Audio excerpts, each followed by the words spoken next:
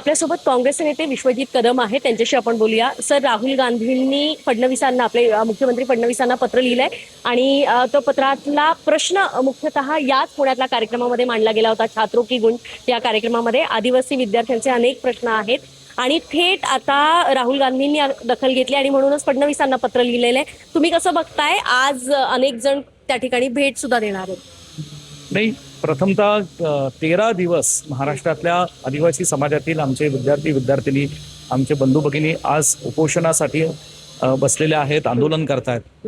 मला खंत याची वाटते की ह्या लोकांची दखल का राज्य सरकार घ्यायला तयार नाही. परवा पुण्यामध्ये छात्रों की गूंज हा आदरणीय आमचे नेते, देशाचे नेते, विरोधी पक्ष नेते राहुलजी गांधींनी या विद्यार्थ्यांचा संवादाचा एक कार्यक्रम घेतला. उत्स्फूर्त प्रतिसाद त्याला मिळाला आणि त्यामध्ये आदिवासी समाजातल्या आमच्या भगिनींनी त्याच्या प्रश्न, त्यांच्या व्यथा, अडचणी मांडल्या. त्याची लगेच दखल घेऊन दुसऱ्या दिवशी आदरणीय राहुलजी गांधींनी माननीय मुख्यमंत्री आदरणीय देवेंद्र फडणवीस साहेबांना पत्र लिहिलेलं आहे आणि तुम्ही ह्याची गांभीर्याने दखल घ्यावी आणि हा प्रश्न सोडवावा अशी विनंती राहुलजी गांधींनी त्यांना केलेली आहे. कारण हा प्रश्न आता राज्य सरकार दरबारी आहे आणि म्हणून मुख्यमंत्र्यांनी आणि आदिवासी मंत्र्यांनी ह्याला मार्ग काढावा अशी माझी विनंती. ठीक आहे, विद्यार्थ्यांच्या काही 3 मागण्या असतील, 3 पैकी 2 तरी सोडवा ना.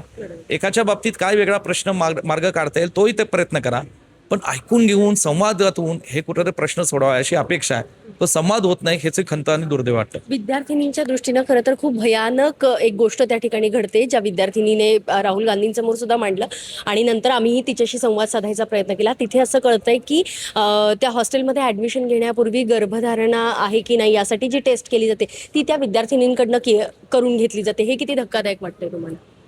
मी आता ह्याच्यातल्या शासनाच्या नेमक्या नियमावली काय मला त्याची पूर्ण कल्पना नाही सध्या, पण निश्चित स्वरूपात असं काय असेल ते धक्कादायक आहे. काय ह्याच्या पाठीमागची कारणं आहेत, काय शासनाची नियमावली आहेत, ह्याच्यात जर बदल करण्याची आवश्यकता असेल तर निश्चितच बदल करायला हवा. परंतु मला असं वाटतं की मी पुन्हा सांगू इच्छितो की विद्यार्थ्यांशी संवाद करा. आदिवासी समाजातले महाराष्ट्रातली ही आपली मुलं बाळ आहेत.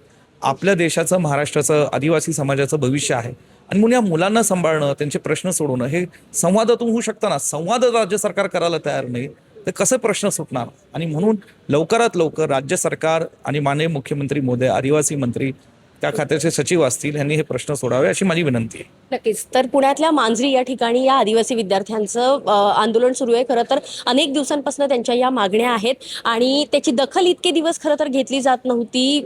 हे सुद्धा ही लाजिरवाणी गोष्ट आहे. मात्र जेव्हा राहुल गांधींच्या छात्रों की गुंज या कार्यक्रमामध्ये व्यासपीठावर त्या विद्यार्थिनीने हे सगळं भयानक वास्तव मांडलं, तेव्हा अखेर राहुल गांधींनी तत्काळ त्याची दखल घेतली आणि आपल्या राज्याचे मुख्यमंत्री देवेंद्र फडणवीस यांना पत्र दिलेलं आहे की तुम्ही आता या गोष्टीकडे लक्ष घातलं पाहिजे आणि ही समस्या जी आहे आदिवासी विद्यार्थिनींची ती लवकरात लवकर सोडवली गेली पाहिजे.